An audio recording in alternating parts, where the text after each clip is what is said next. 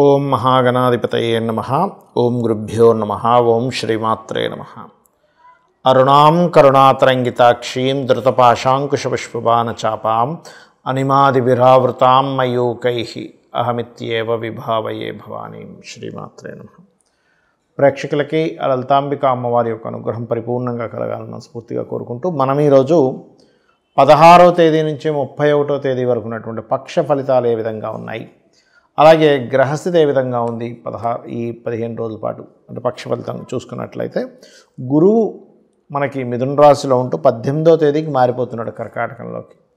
అలాగే శుక్రుడు 17వ తేదీ శుక్రుడు చూసుకున్నట్లయితే అక్కడే ఉంటున్నాడు కన్యారాశిలోనే. రవి మాత్రం 17వ తేదీకి కన్యారాశి నుంచి తులారాశిలోకి మారుతున్నాడు. మరియు తులారాశిలో కుజుడు బుధుడు ఇద్దరు ఉన్నారు. ఆ కుజుడు బుధుడు కూడా కుజుడు 27వ తేదీకి, బుధుడేమో 24వ తేదీకి వృశ్చిక రాశిలోకి మారిపోతున్నారు. అదేవిధంగా సింహంలో కేతువు చంద్రుడు, ఆ యొక్క చంద్రుడు 15 రోజుల పాటు మనకి 6 రాశులు మారుతాడు. మరియు అదేవిధంగా మీనంలో ఉండేటువంటి శని, కుంభంలో రాహు యొక్క సంచారం జరుగుతుంది. ఈ యొక్క గ్రహస్థితిని అనుసరించి 12 లగ్నాల వారికి, లగ్నం తెలియని వారి రాశి నుంచి కూడా చూసుకోవచ్చు ఎటువంటి ఫలితాలు ఉన్నాయి, ఏ విషయాల పట్ల జాగ్రత్త వహించాలనేటువంటి విషయాలు మనం తెలుసుకుందాం. అయితే చెప్తుంది నేనైనప్పటికీ ఈ విషయాలు సాక్షాత్ అమ్మవారిగా భావిస్తూ ఒక్కొక్కటిగా తెలుసుకుందాం.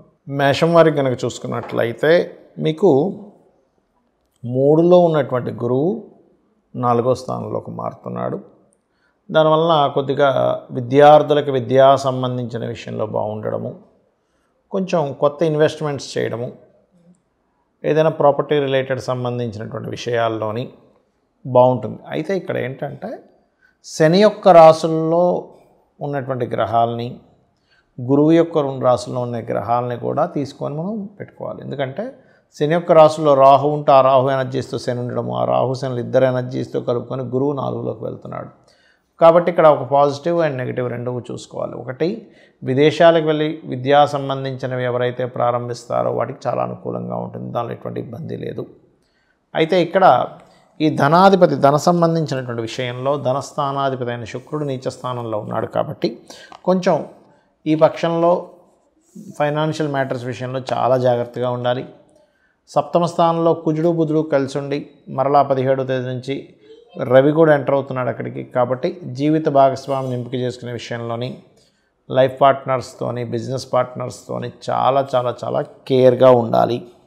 నిర్ణయాలు తీసుకునేటప్పుడు కూడా పంచమ స్థానంలో కేతు ఉన్నందుకు గణపతికి సంబంధించిన ఆరాధన చేయడము, నిర్ణయాలు సరైనటువంటి సమయంలో తీసుకునేటువంటి విషయాల్లో కొంచెం ఎక్కడో తొలగిసలాడడం జరుగుతుంటుంది. కాబట్టి మీరు ఎంత గణపతిని ఆరాధిస్తూ సూర్య భగవానుని యొక్క ఆరాధన ఎంత చేస్తూ ఉంటే అన్ని విధాలుగా బాగుంటుంది.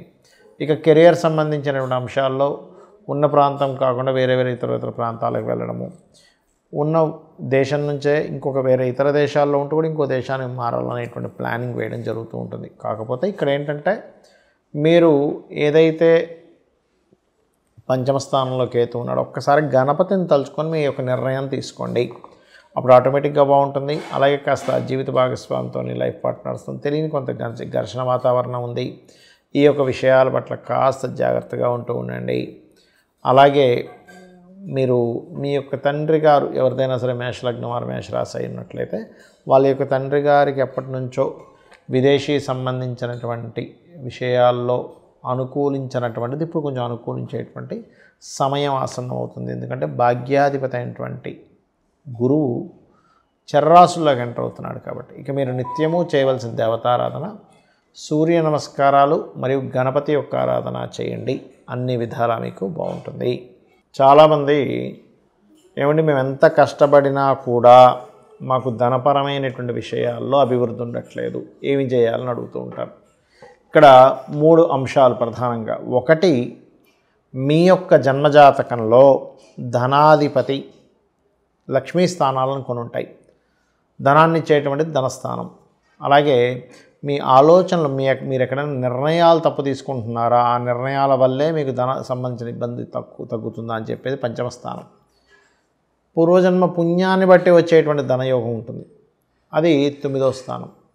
అలాగే లాభాలు, వ్యాపారాలు బట్టి వచ్చేటువంటిది లాభస్థానం. లేదండి నేను జాబ్ పరంగా చేస్తానండి అన్నప్పుడు 6వ స్థానాన్ని, దశమ స్థానాన్ని ఇట్లా చూస్తూ ఉంటాం. అయితే ఇందులో ఒక్కొక్క గ్రహానికి ఒక నిర్దిష్టమైనటువంటి కారకత్వాలు ఉంటాయి. ఒక్కొక్క గ్రహానికి గుర్తుపెట్టుకోండి. ఆ గ్రహము మొత్తం మనకి 2 ఛాయాగ్రహాలు, మిగతా 7 గ్రహాలు మొత్తం 9 కలిపితే మీ ధనాధిపతి ఏ నక్షత్రములో ఉన్నాడు, ఏ గ్రహంతో సంబంధం కలిగి ఉన్నాడు, అసలు అక్కడ ఉన్నదేమిటి, మీరు ఎక్స్పెక్ట్ చేస్తుంది ఏమిటి అంటే చిన్న ఎగ్జాంపుల్ చెప్తాను చూడండి. మనం చక్కగా మామిడికాయకి సంబంధించి మామిడి చెట్టుకు సంబంధించిన ఒక టెంకని పాతాం. అదేమైంది, పెద్ద అయింది, వృక్షమైంది, మొత్తం మామిడి పళ్ళు ఇస్తుంది.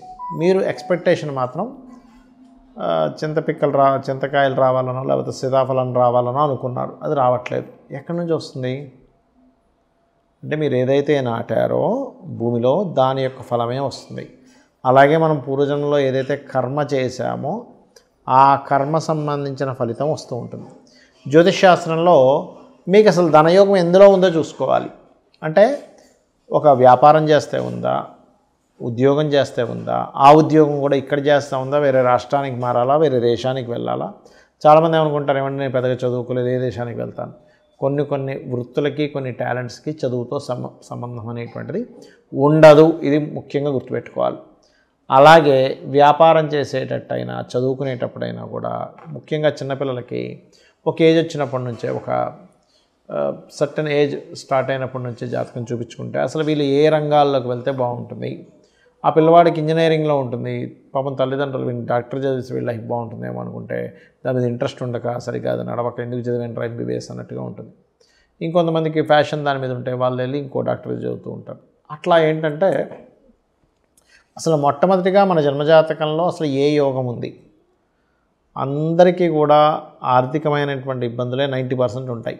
మిగతా అంతా కూడా ఏంటి, ఆరోగ్యం అనుకోండి, మిగతా మ్యారిటల్ ఇష్యూస్ అనుకోండి, ఇవన్నీ దట్ ఈస్ డిఫరెంట్ థింగ్.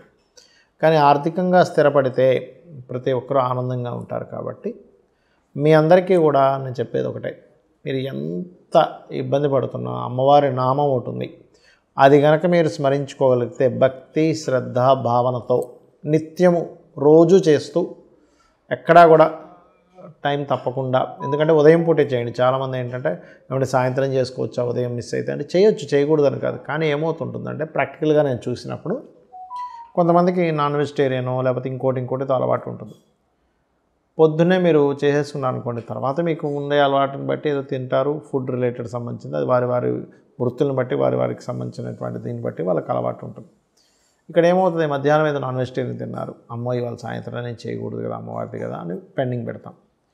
ఈ కంటిన్యూటీ అనేటువంటిది మన ఆహారపు అలవాట్ల మూలంగా ఎక్కడో అది ఆగుతూ ఉంటుంది.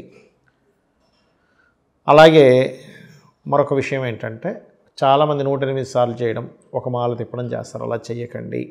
ఒక 45 నిమిషాలు లేదా అరగంట సేపు నేను చెప్పబోయే మంత్రాన్ని చేయండి. ఖచ్చితంగా మీకు ఫైనాన్షియల్గా బాగుంటుంది, అప్పులున్నా కూడా క్లియర్ అవుతాయి. ఆ రెండో ఏంటో కూడా చెప్తాను. ఒకటి, ఓం ధర్మాధ్యక్ష ధనాధ్యక్ష ధనధాన్య వివర్ధినియే నమః. ఇది మీరు పలికేటప్పుడు ఆ భావన కనెక్ట్ అవ్వాలి. ధర్మాధ్యక్ష అనగానే ఆ ధర్మాన్ని అధ్యక్షురాలు నీవేక తల్లి. ధనాధ్యక్ష ఈ విశ్వంలో ఉండేటువంటి ప్రతి ఏదైతే మనీ ఫామ్లో ఉందో, మనీ అనేటువంటి పవర్ ఫామ్లో ఉందో అంతటికీ అధ్యక్షురాలు నువ్వేక తల్లి. ధనధాన్య వివర్ధిని, ధనాన్ని ధాన్యాన్ని ఇచ్చే తల్లివి నువ్వే కదా అని లలిత అమ్మవారిని అనుకోండి. అలాగే ఓం అపర్ణాయై నమః.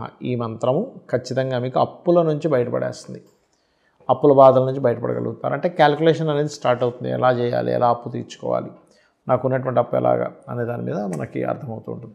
ఈ 2 నామాలు రోజు చేయండి. 100% మీకున్నటువంటి అప్పులు తగ్గడము, మీకు ఫైనాన్షియల్గా గ్రోత్ పెరగడం జరుగుతుంది. మీరు అనుకోవచ్చు ఏమండి ఇవన్నీ నేను ఇంట్లో కూర్చుంటే చేస్తే అవుతుంది. ఇంట్లో కూర్చుంటే చేయడం కాదు, మీ పనులు మీరు చేసుకుంటూ మీ ప్రయత్నాలు మీరు చేస్తే ప్రయత్నమే భగవంతుడు, ప్రయత్నమే అమ్మవారు. గుర్తుపెట్టుకోండి, ప్రతి ఫామ్లోని ఒక్కొక్క రూపంలో ఎనర్జీ రూపంలో అమ్మవారు ఉంటుంది.